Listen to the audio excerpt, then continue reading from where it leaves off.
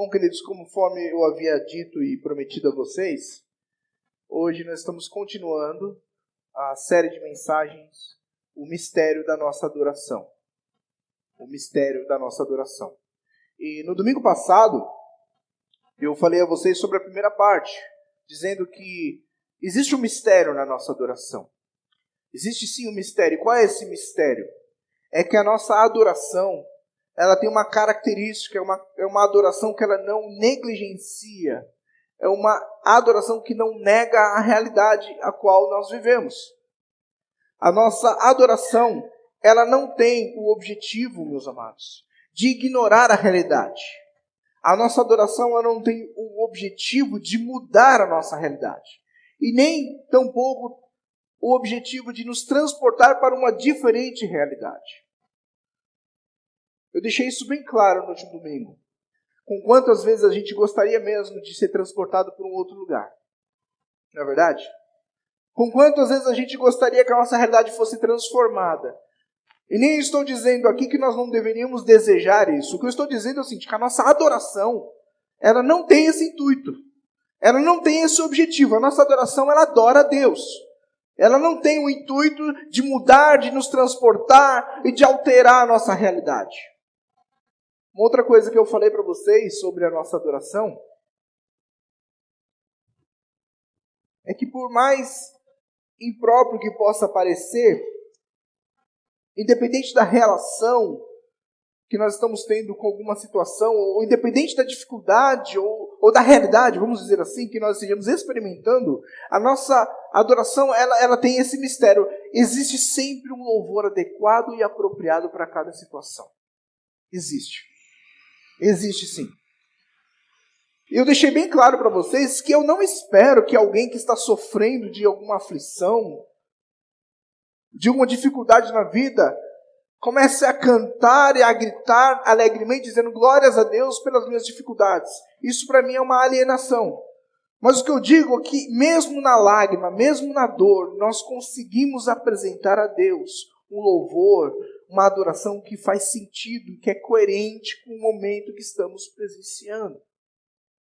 Eu usei o texto de Jesus aqui, em Marcos capítulo 15, de 33 a 39, quando Jesus está na cruz.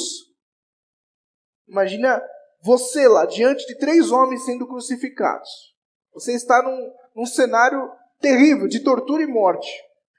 Você olha para o da esquerda, você olha para o da direita, e de repente você presta atenção no do meio, e percebe que ele está citando algumas coisas. Você tenta se aproximar para tentar entender o que ele está dizendo, e ele diz, Deus meu, por que me abandonaste, por que me desamparaste?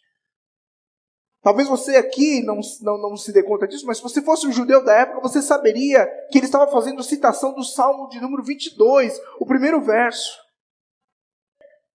Só para vocês terem uma ideia, hoje nós temos a nossa Bíblia aqui, dividida em capítulos, em versículos. Mas se você voltasse àquela época e você pedisse para alguém, olha, vamos ler o Salmo de número 22, você não poderia dizer isso porque ninguém te entenderia. Você ia dizer o seguinte, vamos ler o Salmo, Eloi, Eloi, lama sabachthani. Vamos ler o Salmo, Deus meu, por que me abandonaste? Porque este era o nome do Salmo, era o primeiro verso dele. E Jesus está diante desses 2 outros homens sendo crucificados, nós estamos olhando para ele, e ele começa a cantar um louvor, ele começa a recitar um cântico muito comum, muito familiar daquelas pessoas. E Jesus nos mostra que na mais terrível dor, na mais terrível situação de trevas, existe um louvor apropriado a Deus. Eu preciso insistir nisso, meus queridos. Eu já ouvi por aí muita gente dizendo o seguinte, olha, não reclama não, dá glórias a Deus. Não murmura não. Diga que Deus é bom e as pessoas mecanicamente o fazem. Por dentro estão destruídas, por dentro estão questionando Deus, por que está acontecendo comigo? Mas aqui fora, Deus, glorificado seja o teu nome. Louvado seja o Senhor. Mas aqui por dentro, Senhor, eu completamente penso que isso é um equívoco. Porque o nosso Deus, ele vê o coração, ele esquadrinha os nossos sentimentos. Não é? Não é verdade? Então, quando Deus olha para nós, por que não sermos sinceros? Por que não sermos honestos? Deus, eu quero apresentar ao Senhor, inclusive, a minha dor. E dizer que o Senhor é o meu Deus. Apesar de eu estar aqui sem entender nada, eu quero apresentar ao Senhor a minha dor. E dizer, Senhor, seja glorificado, inclusive, na minha dor. Saiba que eu não estou gostando disso. Eu sei que o Senhor não está perguntando, mas eu não estou gostando disso. Eu não sei porque as pessoas acham que crente tem uma queda, tem uma inclinação a ser masoquista, que gosta do sofrimento. Gosta de uma dor, gosta de uma dificuldade. Pelo contrário, eu não gosto não. Como alguém que já disse assim, já fui pobre, hoje sou rico. Ser rico é melhor. Mas hoje eu quero falar com vocês sobre a segunda parte do mistério da nossa adoração. E para a gente começar, eu preciso dizer e deixar claro, há sempre um louvor apropriado. Há sempre um louvor que fala da realidade a qual nós vivemos. E há um louvor que contextualiza a nossa realidade e transforma a nossa dor em uma adoração a Deus. Estamos claros com isso? Amém. Ótimo. A segunda parte, ela vai dizer para nós, baseado no texto aqui de Marcos, que a nossa adoração, ela não ignora a história. A nossa adoração não ignora a história. Pelo contrário, a história lança luz sobre a nossa adoração. Olha o verso de número 33. Diz assim, e houve trevas sobre toda a terra, do meio-dia às 3 horas da tarde. Constantemente, meus amados, quando nós estamos lendo as Escrituras, nós nos deparamos com textos que nos situam no tempo e em lugar. Constantemente nós estamos lendo textos que nos situam em um tempo e em um lugar. Esse aqui, por exemplo, ele está descrevendo o horário, o momento do dia que isso aconteceu. Mas há outros textos, por exemplo, você vai encontrar expressões como no ano em que morreu o rei Uzias. Outra expressão, no 5º dia do 6º mês, do 6º ano do cativeiro, alguém fez isso e aconteceu aquilo. Uma outra expressão diz, a palavra do Senhor veio a ele no 13º ano do reinado de Josias. Isso significa que constantemente nós vamos encontrar nas Escrituras datação, localização, fatos históricos. Isso prova, queridos, que a nossa adoração, a nossa fé, ela não se baseia na ideia de que se nós adorarmos, se nós cantarmos, ou a motivação pela qual nós cantamos e adoramos, é para que alguma coisa aconteça e mude o nosso sentimento. Ou para que, quem sabe, se a gente adorar bem forte, se a gente se reunir aqui e começar a cantar todo mundo junto, isso vai fazer com que as circunstâncias à nossa volta, elas vão ser transformadas. Esse não é o objetivo nem a motivação da nossa adoração. Conquanto nossos cultos, não raras vezes, não poucas vezes, nos levam a um quebrantamento. E nosso estado de espírito muda. Não poucas vezes alguma palavra vem de encontro a uma necessidade e o nosso estado de espírito muda.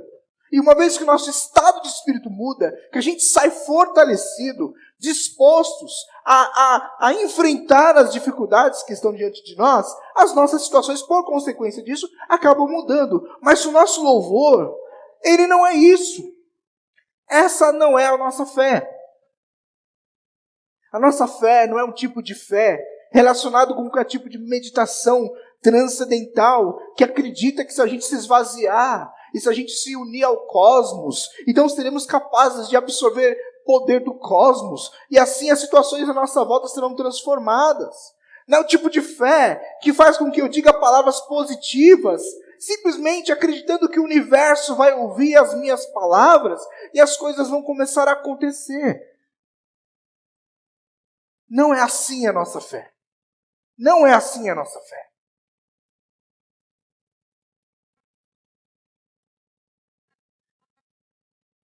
Ao contrário, meus irmãos. Isso me traz muita alegria. A nossa fé, ela leva em conta eventos históricos.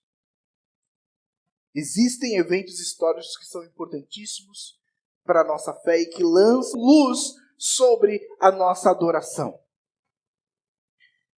A pergunta é então, por que nós cremos? Por que nós cremos que Jesus morreu? Por que nós cremos que Jesus foi crucificado? Nós cremos porque de fato isso aconteceu. Nós cremos porque é real, Regina. Nós cremos porque é verdade. A crucificação é um evento histórico. A crucificação, a ressurreição de Jesus, é um dos eventos mais atestados da história antiga. A crucificação é um dos eventos mais bem documentados da história. Ela aconteceu. E a crucificação de Jesus é um evento de tamanha importância, para você ter uma ideia, que foi capaz de dividir a história no meio. Graças a esse evento, a história foi dividida ao meio. Por isso que hoje nós usamos a expressão AC e DC, sendo AC antes de Cristo, e AD que representa Anno Domini, que no latim quer dizer ano do Senhor, igualmente interpretado por depois de Cristo. A crucificação de Jesus, meus irmãos, que nós celebramos aqui, dividiu a história. Mudou a história da humanidade. Muitos podem não crer, mas sabem que este evento dividiu a história ao meio. Quando vamos falar em história, nós falamos AC ou DC. Antes ou depois do Cristo. O apóstolo Paulo, em 1 Coríntios, capítulo 15, de 4 a 6, ele diz assim: foi sepultado e ressuscitou ao terceiro dia, segundo as Escrituras, e apareceu a Pedro e depois aos 12. Olha o que ele diz mais. Depois disso apareceu a mais de 500 irmãos de uma só vez, e a maioria ainda vive. Ou seja, a maioria das pessoas ainda estavam vivas depois da crucificação, quando 1 Coríntios capítulo 15, versos 4 e 6 foi escrito. Paulo fala de pelo menos 500 testemunhas que viram o Senhor. Existem também outros fatos interessantes, como eu vou citar 3 locais para vocês, que contam a história, que lançam luz sobre a nossa adoração, que lançam luz sobre a nossa fé. Fatos, ou melhor, lugares que podem ser visitados ainda nos dias de hoje. O primeiro lugar é a Fortaleza Antônia. A Fortaleza Antônia era uma praça forte, construída por Herodes o Grande, que ficava em Jerusalém, na parte oriental da muralha da cidade, e cujo nome homenageava Marco Antônio, o protetor de Herodes. Esse era um lugar onde os soldados romanos levavam suas vítimas de tortura antes de levá-la ao portão da crucificação. Se você estivesse lá, ainda nos dias de hoje você veria no chão, talhado, algo que se assemelha com um jogo de tabuleiro. Sabe esses jogos que a gente joga com as nossas famílias, quando você vai lá para a chácara e o Marcos e a Emília puxam aqueles jogos de perguntas e respostas, joga dado? Se você acertar essa resposta, você ganha uma casinha. Se você errar, você volta para trás. Sabe disso? A diferença é que os romanos não usavam aquele tabuleiro no chão para se entreter apenas como um jogo como nós fazemos hoje. Sim, eles se entretinham, mas o jogo era a tortura dos prisioneiros. Eles lançavam o dado, dependendo do lado que caísse, eles açoitavam a vítima. Dependendo do lado, eles empurravam. Ou dependendo do lado que caísse, eles chutavam as suas vítimas. Se você for lá, até aquele lugar, e olhar para o chão, você vai verificar que está lá até hoje. As marcas. Isso é história. Isso é histórico. Isso lança luz sobre a nossa adoração. O segundo lugar que eu quero falar para vocês é sobre o pretório, ou pretorium. É onde os soldados levaram Jesus dentro do palácio. Eles reuniram toda a tropa e começaram a zombar e a torturar a Jesus ali. Eles colocaram um manto de púrpura sobre ele. Depois eles pegaram uma coroa de espinhos e colocaram sobre a sua cabeça. E depois começaram a zombar dele, se prostrando diante dele, como o estivesse adorando, dizendo: salve, ó Rei dos Judeus. E batiam na sua cabeça, cuspiam em Jesus. Ajoelhavam-se diante dele como quem estivesse prestando adoração. Depois eles zombavam e tiraram o manto dele e colocaram de volta as roupas que ele usava. Até mesmo este lugar pode ser verificado hoje, se você tiver a oportunidade de ir até lá. Por isso que eu estou dizendo que a história lança luz sobre a nossa adoração. Ela não é fictícia. Não é coisa da nossa cabeça. Está lá. A história conta. No terceiro lugar, e provavelmente o mais importante, a Gólgota. Marcos, capítulo 15, verso 22 diz: levaram Jesus a um lugar chamado Gólgota, que quer dizer lugar da caveira, por causa da sua semelhança a um crânio humano. Ainda nos dias de hoje, se você for até lá, você vai verificar a existência dessa rocha. E ela fica ao norte do Monte do Templo. E a mesma distância da Fortaleza Antônia, do lado de fora dos muros da cidade. Ainda nos dias de hoje, meus amados, se nós fizéssemos uma caravana e fôssemos até lá, nós veríamos a rua principal da cidade. E você veria essa rocha distinta, com a aparência de um crânio humano, testificando que o lugar existe, está lá até os dias de hoje. Marcos capítulo 16, de 1 a 5, ele diz assim: quando terminou o sábado, Maria Madalena, Salomé e Maria, mãe de Tiago, compraram especiarias aromáticas para ungir o corpo de Jesus.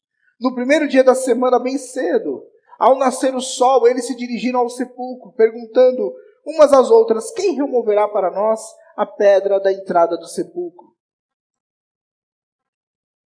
Mas quando foram verificar, viram que a pedra era muito grande, havia sido removida. Entrando no sepulcro, presta atenção nisso, viram um jovem vestido de roupas brancas, assentado à direita, e ficaram amedrontadas. Por que essa informação é importante para nós? Porque saber se esta aparição, este anjo, estava sentado à esquerda ou à direita? Essa informação é relevante para nós pelo seguinte, presta atenção no que eu vou dizer. Ainda hoje, não muito longe do lugar da Gólgota, aonde acontece a crucificação, bem para o lado de fora, onde ficariam os muros da cidade, também não muito longe da rua principal, há alguns túmulos ou sepulcros talhados na rocha. Esses túmulos, queridos, não eram túmulos como se pertencesse aos pobres da época. Ao contrário, túmulos como o dos ricos, talhados na rocha, que ficavam em um jardim. Se você se lembrar de Isaías capítulo 53, verso 9, diz que foi-lhe dado um túmulo com os ímpios e com os ricos em sua morte. Este túmulo, querido, o túmulo onde Jesus ficou foi dado por José de Arimateia, que havia pedido a Pôncio Pilatos o seu corpo. Porque Jesus não tinha condições de ter um túmulo daquele. Mas José de Arimateia havia cedido o túmulo para ele.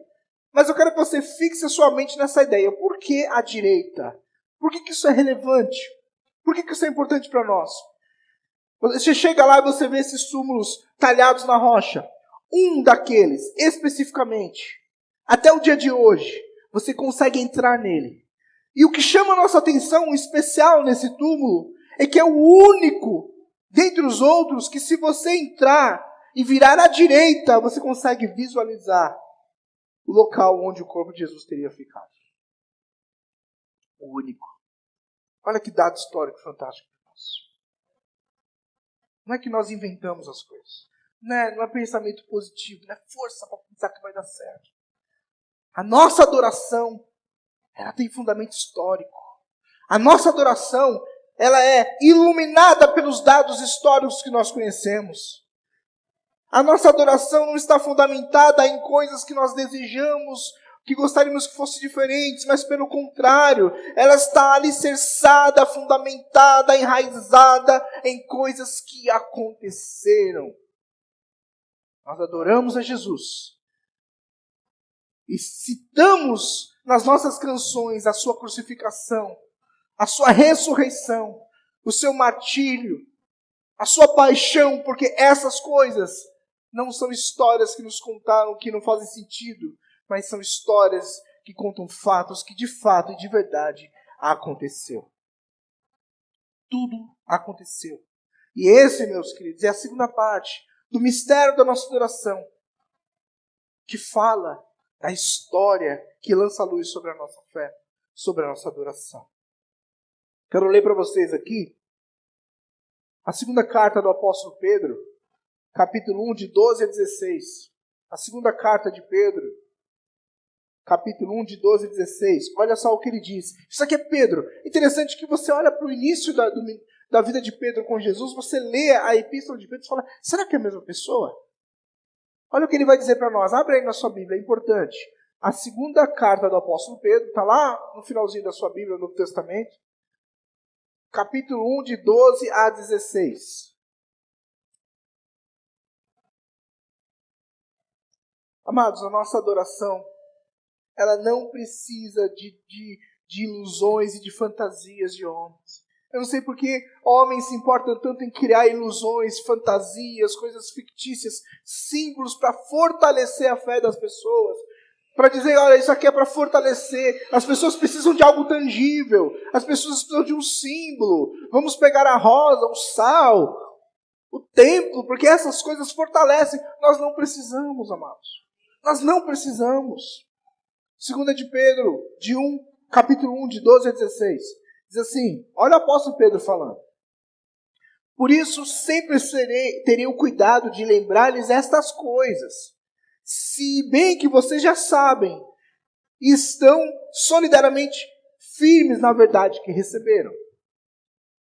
Considere importante, enquanto estiver no tabernáculo deste corpo, ele está falando da sua vida, do seu corpo, despertar a memória de vocês, porque sei que em breve deixarei esse tabernáculo. Ele está falando que ele está ciente que em breve ele não estaria mais entre os irmãos, como nosso Senhor Jesus me revelou. Eu me empenharei para que também, depois da minha partida, vocês também sejam capazes de lembrar dessas coisas. E aqui é o verso mais importante que eu quero ler para vocês. Ele diz, de fato, não seguimos fábulas engenhosamente inventadas, quando lhes falamos a respeito do poder e da vinda de nosso Senhor Jesus Cristo. Pelo contrário, nós fomos testemunhas oculares da sua majestade. Fomos testemunhas oculares da sua majestade. Isso não é tremendo para vocês? Vocês não acham? A nossa adoração, ela não é um exercício de ilusão. Não é algo que precisa ser projetado, não é algo que você precisa visualizar, tentar acreditar, tentar desenhar, fecha os olhos, faz uma força, tenta visualizar, tenta imaginar. A nossa adoração não é uma tentativa de encontrar conforto para os momentos difíceis. O mistério da nossa adoração, queridos, está no fato de que a nossa adoração fala daquilo que Deus tem feito na história da redenção, especificamente através da pessoa de Jesus. A nossa adoração, ela fala, ela canta, ela clama sobre aquilo que Deus já tem feito. Não precisamos ficar imaginando coisa alguma. Não precisamos fazer uso de ilusões para fortalecer a nossa fé. Não precisamos criar coisas fictícias para ver se a gente consegue ficar mais firme. Por isso que eu não entendo porque que tantos e tantos tentam criar símbolos para ver se fortalece a fé das pessoas. Nós já temos tudo o que nós precisamos. Fomos abençoados em tudo nas regiões celestiais. Todo esse tipo de bênção, toda boa dádiva, tudo que é bom vem de Deus. E quando nós nos reunimos aqui, queridos, por que nós podemos cantar o que cantamos?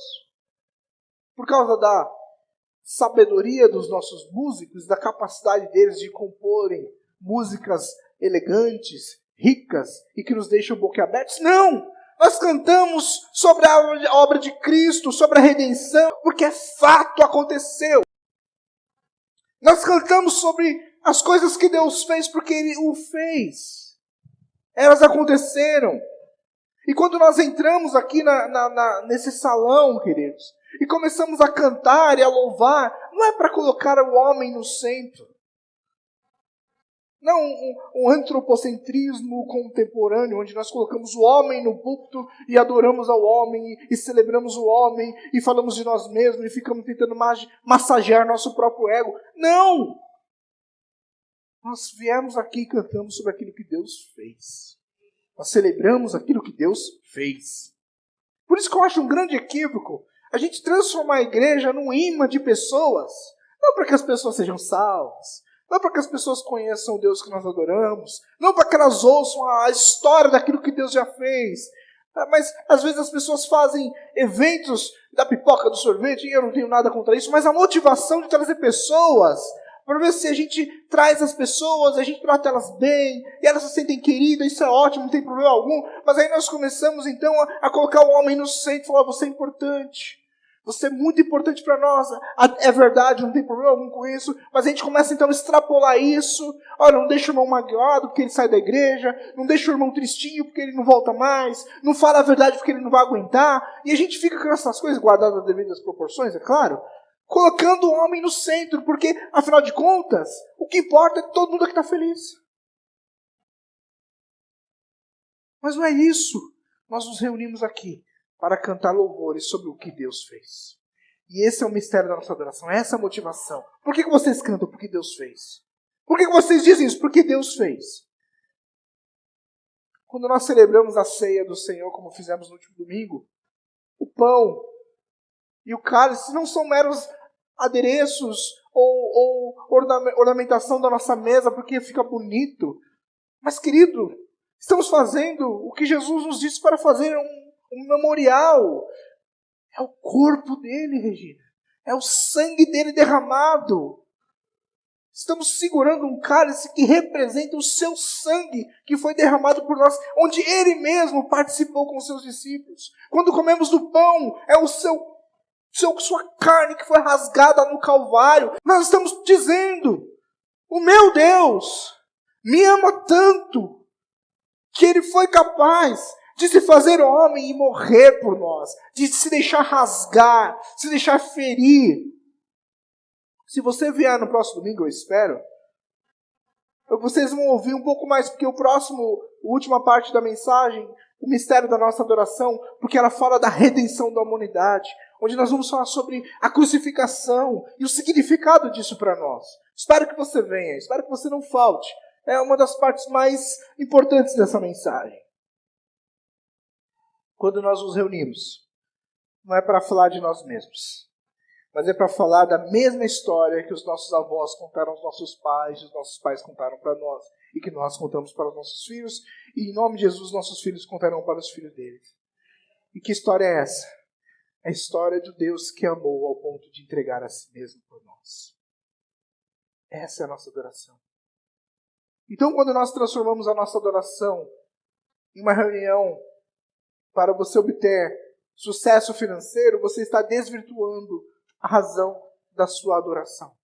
Quando você se reúne para adorar, para ver se você consegue mudar a sua situação, quem sabe o meu cântico mude a minha realidade, querido, você está desvirtuando o propósito da adoração. Nós adoramos a Deus porque nós cantamos sobre aquilo que Ele fez. E nós louvamos sobre aquilo que Deus fez. E ainda que Deus não fizesse coisa alguma para nós, desse dia em diante, nós estaríamos ricamente abençoados por tudo que Ele já fez por nós. Porque Deus amou o mundo de tal maneira que deu o seu único e amado Filho, para que todo aquele que nele crê, em todo lugar, de toda cor, toda altura, toda língua, não pereça, mas que tenha vida eterna. E a nossa adoração, ela fala disso. Por isso que a nossa adoração é relevante. Porque ela não é produto de histórias fictícias. A nossa adoração fala daquilo que Deus fez. Que Deus seja louvado.